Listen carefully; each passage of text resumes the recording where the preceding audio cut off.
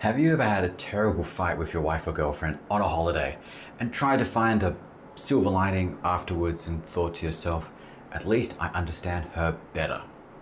Well, if you have, well done for you, because that's a good positive mindset. But the truth is, we don't have to wait until we have an argument to understand our partner so much better.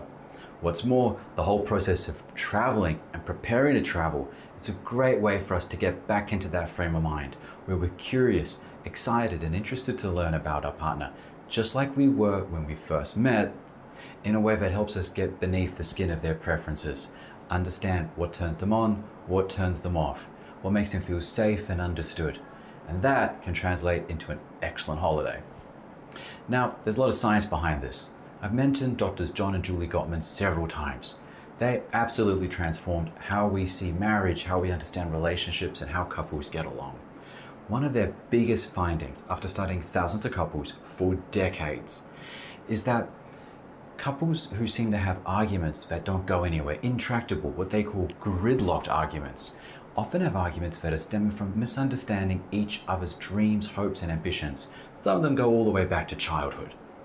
As you can imagine, travel is a great way to actually bridge those gaps and understand each other better with the kind of open-ended questions that help us understand what might seem like a really frustrating travel preference might actually be quite understandable if we go deeper. A great example that we can all relate to is money. If money arguments were simply about the numbers, we could whip out a calculator anytime and no one would ever argue about money. However, as we all know, money's about a lot more. For some of us, it's about power, respect, responsibility. It could mean all kinds of things to different people, and your travel experiences are absolutely no different. Stay tuned.